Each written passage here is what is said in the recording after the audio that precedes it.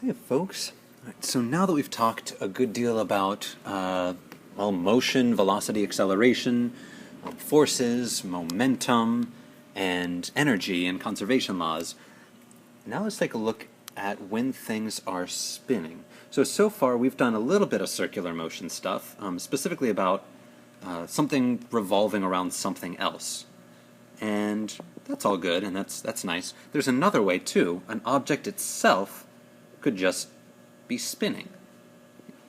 And when that happens, we got a few more things to look at. So the first little reminder I want to talk about is the difference between period and frequency. So period is the amount of time it takes to complete just one trip around the circle, and a frequency is the number of trips around the circle in 1 second. And this gives us the equation t equals 1 over f, where the period's measured in seconds and the frequency is measured in hertz. The other little reminder is about what angular velocity is in the first place. It's just a change in theta over time. As you travel around a circle, or as you yourself spin, you cover a certain angle within a certain amount of time, and that angle can be measured in radians, and you get an angular velocity in radians per second. Don't forget this as well. The linear velocity of a point as it travels around a circle is v, and you can find that as omega, or the angular velocity, equals v over r, where r is the radius of the circle that it's going around in. And not only that, we learned a bit about some equivalencies. So now when you're talking about stuff spinning or going in a circle, you don't really care as much about distance. I mean, you might, but it's a bit more interesting to look at things in terms of an angle. Rather than velocity in meters per second, you might look at angular velocity in radians per second. And I briefly touched on this. Rather than an acceleration, you might look at an angular acceleration, alpha, which would be measured in radians per second squared. So I've got a platter, it's not spinning at all, and then I give it a little push on the side, and it begins to spin, let's say counterclockwise. It went through an angular acceleration because it had no angular velocity to begin with, and then it did. So that's a change in angular velocity. Now the reason I bring all these things back up as these little reminders is if you think back to those early equations we did at the very start of the year, your combo equation, your position equation, velocity equation, you can take those exact same equations and replace each and every variable with its angular equivalent to learn about an object spinning. So now they talk about how fast you're spinning, how much that spin is changing, that's your angular acceleration, speeding up or slowing down, and the total angle covered. So I would take my position equation, that d equals d naught plus v naught t plus 1/2 at squared, convert that over to theta equals theta naught plus omega naught t plus 1/2 alpha t squared, and so on and so forth. Every time I encounter a velocity, replace it with angular velocity. Every time I encounter an acceleration, replace it with angular acceleration, for all three of these equations. And not only that, if something is spinning, that takes a little bit of energy in and of itself. So just simply by spinning, you've got a brand new form of energy. Even if you're just sitting there spinning and not going anywhere, you don't have any other potential, this is a different form entirely. So now you are responsible for kinetic energy, gravitational potential energy, elastic potential energy, and rotational kinetic energy. And to find it, it's just adding up each and every individual particle inside of a rotating object. So it would be a summation of every particle's 1/2 mv squared. But that's a lot, and I don't have enough time to just sit and count particles and add up kinetic energies. So what I can do is I can replace v with r times omega. So v squared would go to r squared omega squared, and omega is just constant for a rotating object. If you remember the ladybug and gentleman bug, as the disk spins, they both have the same angular velocity, even if their linear velocities are different. So I can pull an omega out of the front and a 1/2 out in the front, and I end up with 1/2 omega squared times the sum of each individual particle's mass times its radius of orbit squared. So that little last bit, this summation, is what we call the moment of inertia, or capital I. So I'm not going to hold you responsible for this notation, this summation notation, but you do need to know the rotational kinetic energy is just 1/2 I omega squared. Well, what exactly is I? It's called the moment of inertia. Some books call it the rotational inertia. Regardless of what you call it, it's just some constant times the mass of the object, the total mass, not just each individual particle, times the radius squared. So some constant times mass times the radius squared. Because of this, it just has units of kilograms times meters squared. The way I like to think of it is just, those equivalencies. You've got distance going to theta, you've got velocity going to omega. I like to think of I as kind of like rotational mass, is sort of how I envision this thing. And different objects have different moments of inertia, just depending on what type of object they are and what sort of axis they're rotating around. So a solid cylinder rotating about an axis through its center would have a moment of inertia of 1/2 mr squared. But a hoop going around the same sort of an axis would just have mr squared as its moment of inertia.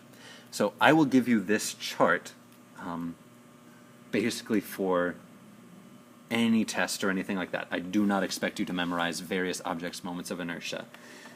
That being said, this might be just a good screenshot to take so you can refer back to it when you're working on problems at home. So, just as there's momentum of any object that has velocity, there is angular momentum of any object that has angular velocity. So, for linear momentum, P equals mv. Momentum equals mass times velocity.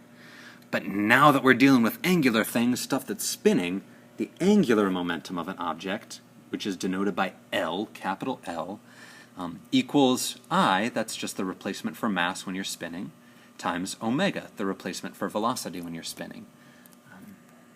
And just like with linear momentum, if you've got no outside forces coming in and messing with the thing, the angular momentum, the spin of the thing, will be conserved.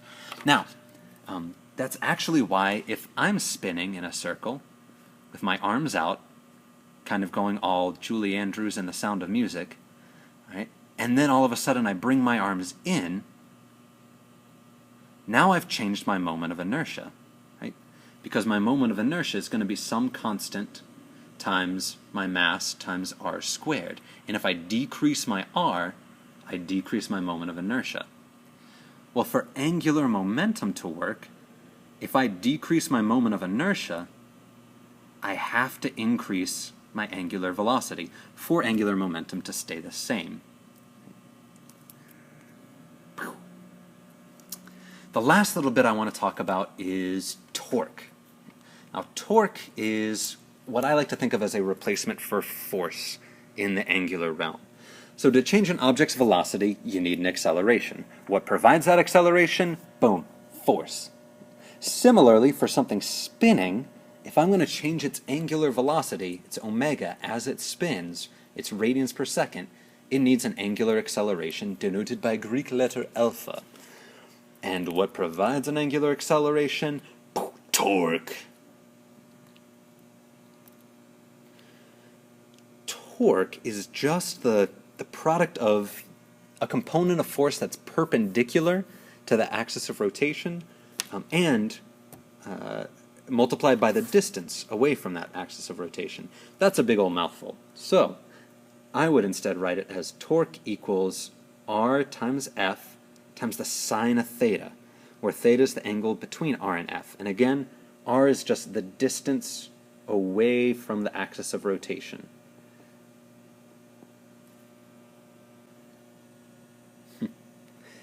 And F is just a force acting on the object, and theta would be that angle. Right? So you're going to get the most torque out of something. This is an overhead view of, I guess, a wrench or something like that. I'm not really sure what this is. But if it's rotating about an axis about the center of the head of the wrench, the arm of the wrench will move in a circle around it. If I supply a force straight up, at a certain distance away, I can calculate the torque. Torque would just be force times distance, times the sine of theta. In this case, theta is 90 degrees. You're going to get the most torque out of something when you push on it 90 degrees away. I really wouldn't get it to spin a lot if I just pulled the handle of a wrench toward me or pushed it toward the object. But if I go at 90 degrees, then I'll get the wrench to actually spin in a circle. And convention, so if you remember from regular forces, you've always got to describe up and down as positive or negative, left and right as positive or negative. With a torque, now it's causing a spin. So it's not just straight up or down, because a spin goes in a circle. You might get some up, some down at different parts. So instead, a counterclockwise torque is considered positive, and a clockwise torque is considered negative. Now, if you mix these two up, you could still end up at the right answer as long as you stay consistent with yourself. But the convention is counterclockwise positive, clockwise negative. Its units are going to be newtons times meters, but it is a vector. So net torque, kind of like how net force is, you take a bunch of forces, add them all up, and the final force equals mass times acceleration. Okay? The net torque is something similar. If you've got a single object and a bunch of forces acting on it at different locations, you're going to have a bunch of torques. So add up all those torques, and rather than having it set equal to mass times acceleration, the sum of all the torques will equal I alpha, or the moment of inertia times the angular acceleration. Now, in equilibrium, that means the sum of all the torques is zero. That means the object is not spinning, or it's continuing to spin at the same rate. Kind of like with forces. If the sum of all the forces is zero, it means it is not moving, or it's moving at a constant velocity. So, if I can say for an object both things, that the sum of the forces on it is zero and the sum of the torques on it is zero, then it's what's called an equilibrium. And when you do an equilibrium problem, you can pick any axis of rotation you want, and I'll talk about that a bit more in class. Now, here's how I go about solving equilibrium problems. Step 1, you draw a free body diagram of all the forces in the system, also including where they're located on the object. The weight you can assume is applied at the center of mass, and if the object is said to be a uniform object, the center of mass is smack dab in the center of the object. Then again, you'll choose your axis of rotation, so let me draw a little picture of this. So let's say J Random Troll and I join a circus. I decide teaching's no longer my thing, and because you all know I have impeccable balance skills, I do this act with J Random Troll where we're essentially on a seesaw standing on opposite sides. So, step 1, I'll draw a free body diagram of the picture. Let's talk about the torque on this beam that we're standing on. So, my weight is being acted downward at my location, F weight Martin, and J Random Troll's weight is being acted downward where he is. So F weight J Random, both pointing down at opposite ends of the seesaw. There's going to be some upward force, some normal force from the fulcrum, and the beam itself will probably have a little bit of weight all by itself. So that's step 1. Draw that free body diagram, identify all those forces. Step 2, as a reminder, was just select a possible axis of rotation. Usually it's helpful to pick a point where there's some unknown force. Well, I don't know the normal force or the weight of this beam, so I'm going to slap the axis of rotation right there.